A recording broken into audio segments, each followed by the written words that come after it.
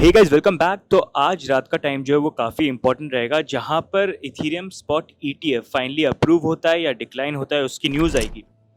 कब हमको ये न्यूज़ सुनने को मिलेगी? तो आज रात या फिर आप कल मॉर्निंग, अर्ली मॉर्निंग मान सकते हैं, अराउंड 1:30 AM टाइम। तो उस टाइम पे प्रॉब्ली उसके आसपास जो है हमको इथेरियम स्पॉट ईटीएफ का डिसीजन सुनने को मिल सकता है। अब बात करें जो न्यूज़ आएगी उसके बेसिस पे हमको किस तरह का मार्केट में रिएक्शन देखने को मिल सकता है। तो सबसे पहले अगर हम बात करेंगे, अगर न्यूज़ ये निकल के आती है कि इथेरियम स्पॉट ईटीएफ, उसमें शायद अगर 194B या S1 दोनों साथ में अप्रूव होते हैं या फिर 194B पहले अप्रूव होता है, जैसा भी होता है, अगर कोई अप्रूवल की न्यूज़ आती है तो डेफिनेटली हमको मार्केट के अंदर थोड़ा सा स्पाइक जो है वो देखने को मिलेगा, फिर हल्का फुल्का करेक्शन भी आ सकता है, लेकिन ओवरऑल वो काफ़ी एक बुलिश न्यूज़ यहाँ पर बन जाएगी।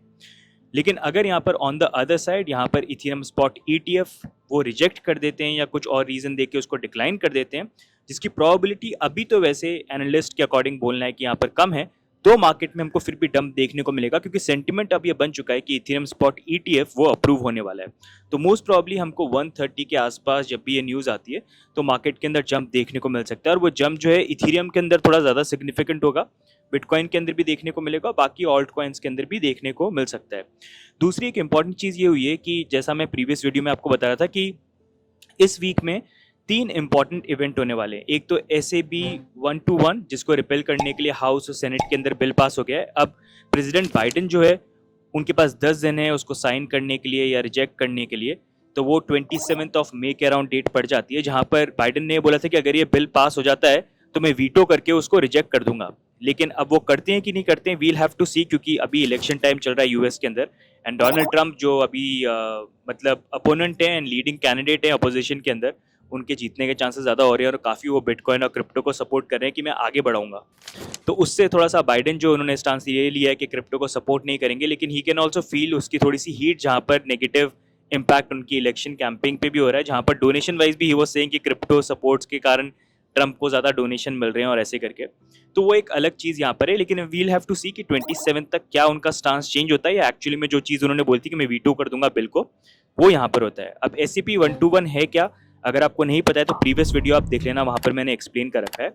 अब दूसरा मूव ऑन करते हैं यहाँ पर नेक्स्ट इंपॉर्टेंट बिल के ऊपर, जो क्रिप्टो रेगुलेशन बिल है यूएस के अंदर, FIT 21।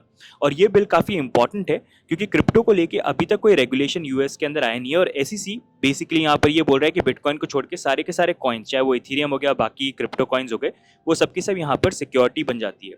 तो उसी को लेके यहाँ पर 60 फर्म्स जो हैं वो साथ में आई। यहाँ पर जो पॉलिटिशियंस हैं वो भी काफ़ी यहाँ पर सपोर्ट करें, बहुत सारे पॉलिटिशियंस हैं, और उन्होंने यहाँ पर एक बिल को बनाया। उस बिल का नाम है FIT 21, जो डिफाइन करता है यहाँ पर कि क्रिप्टो रेगुलेशन कैसे होंगे, जहाँ पर बेसिकली वो बोल रहे हैं कि डिसेंट्रलाइज क्रिप्टो जो होंगे, जहां पर किसी भी क्रिप्टो का 20% यहाँ पर फर्म कंट्रोल नहीं करती, मतलब कोई भी एक सिंगल पर्सन 20% या उससे ज्यादा का कंट्रोल नहीं रखता है, तो वो डिसेंट्रलाइज क्रिप्टो यहाँ पर हो गया, और उसको हम कमोडिटी मानेंगे। तो मतलब SEC का उसमें कुछ लेना देना नहीं होगा, CFTC जो है उसको हैंडल करेगी। तो ये बिल जो है देखना था कि पास होता है कि नहीं होता है, एंड कल रात को हाउस के अंदर इसके ऊपर फाइनली वोटिंग हुई, एंड वोटिंग के अंदर मेजोरिटी से यहाँ पर ये बिल जो है वो जीत गया और वो पास यहाँ पर हो गया। अब नेक्स्ट वो सेनेट के अंदर जाएगा, जिसकी डेट अभी आने वाले महीनों में हमको पता चलेगी। वहाँ पर अगर उसके ऊपर वोटिंग होती है और फिर से वो पास हो जाता है, जहाँ पर अभी तक तो सिनारियो ये लग रहा है कि बहुत ज़्यादा पॉसिबिलिटी है, तो ये प्रोबेबिलिटी हो सकती है कि ये आने वाले टाइम पे ये बिल जो है ये यहाँ पर लॉ बन जाए, और लॉ बन जाता है तो for the first time US के अंदर हमको क्रिप्टो रेगुलेशन देखने को मिलेंगे, जहाँ पर बिटकॉइन के लिए तो चीज़ें वैसी क्लियर हैं यूएस के अंदर, लेकिन बाकी क्रिप्टो के लिए नहीं है। जैसे XRP रिपल के साथ हमने केस देखा था, SEC ने उसको सिक्योरिटी बोल दिया था, वैसे उनका बोलना ही है बाकी क्रिप्टो भी यहाँ पर सिक्योरिटी बन सकती है, मतलब है उनकी तरफ से। तो अगर ये बिल पास हो गया तो वहाँ पर SEC के पास ऑप्शन नहीं होगा इन क्रिप्टो को सिक्योरिटी बोलने के लिए, क्योंकि वो लॉ बन गया तो 20% से ज़्यादा होगा तो सिक्योरिटी की तरह देख सकते हैं, नहीं तो कम हुआ तो CFTC उसको हैंडल करेंगे। अब इसको लेके SEC के चेयरमैन गैरी गेंसलर तो ऑलरेडी बोल चुके हैं कि मेरे को नहीं पसंद ये बिल, क्योंकि हमारा जो हार्डवर्क है उस पर पानी डालने वाली चीज़ यहाँ पर हो जाएगी। साथ में अगर आप देखेंगे व्हाइट हाउस की तरफ से भी, उनके ऑफिस की तरफ से भी स्टेटमेंट आई है, जहाँ पर उन्होंने बोला कि हम अपोज करते हैं इस बिल को, लेकिन वी आर रेडी कि यहाँ पर अगर हमको वर्क करना है रेगुलेशन को लेके, क्रिप्टो को लेके, और ये बिल जो है उसके ऊपर हम वर्क करेंगे, जहाँ पर स्पेशली मीम कॉइन्स को भी उन्होंने मेंशन करा था। उनका बेसिकली बोलना ये है कि कुछ इन्वेस्टर्स के लिए यहाँ पर नेगेटिव चीज़ें हो सकती हैं, बिल अभी करंट फॉर्म के अंदर है, तो हम वर्क कर सकते हैं इसको और इम्प्रूव और बेटर बनाने के लिए, मतलब हम रेगुलेशन के अगेंस्ट में यहाँ पर नहीं है। तो बहुत सारी इंपॉर्टेंट चीज़ें जो हैं यहाँ पर हो रही हैं। सबसे इंपॉर्टेंट ये था देखना कि FIT 21 क्या हाउस के अंदर पास होता है कि नहीं होता है, क्योंकि जो नंबर्स आएंगे उससे एक आइडिया मिलेगा कि कितने पॉलिटिशियन सपोर्ट करते हैं। काफ़ी ज़्यादा मेजॉरिटी के अंदर, चाहे आप रिपब्लिकन्स में देख लो या डेमोक्रेट, जो दोनों पार्टी होगी कांग्रेस बीजेपी की तरह जैसे इंडिया में है, उन्होंने मेजॉरिटी के अंदर सपोर्ट यहाँ पर किया है। तो वो काफ़ी अच्छा इंडिकेशन देता है कि FIT-21 बिल जो है आने वाले मंथ्स में पास हो सकता है एंड प्रॉब्ली हमको यूएस के अंदर रेगुलेशन देखने को मिल सकते हैं। और अगर वो देखने को मिलेंगे तो पूरी इंडस्ट्री के लिए, जहाँ पर अभी डर ये था कि चलो बिटकॉइन तो कमोडिटी है लेकिन बाकी ऑल्ट कॉइन्स का क्या, जहाँ पर SEC बोलती है सिक्योरिटी है, तो अगर वो सिक्योरिटी कल को बोल देते हैं तो प्रॉब्लम हो जाएगी, उस कॉइन को डीलिस्ट होना पड़ेगा यूएस एक्सचेंजेस के ऊपर से, वो उनको बाहर निकलना पड़ेगा। वो चीज़ इस बिल के आने के बाद चेंज हो जाएगी क्योंकि वहाँ पर उन्होंने पूरी इंडस्ट्री को इन्वॉल्व करके यहाँ पर चीज़ों को डिफाइन किया है।